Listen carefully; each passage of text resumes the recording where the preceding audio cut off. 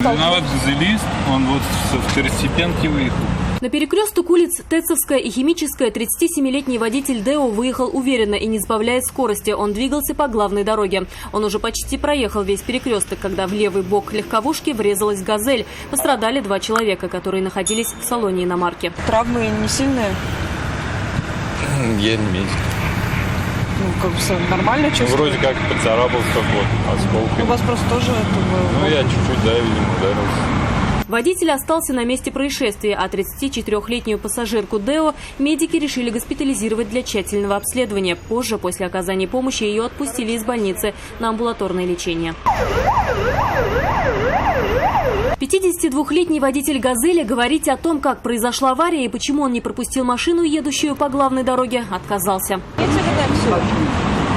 Нет, ну просто как бы вы выскочили со второстепенной дороги, не пропустили машину. Окончательную степень вины каждого из участников аварии будут устанавливать автоинспекторы на более детальном разборе происшествия.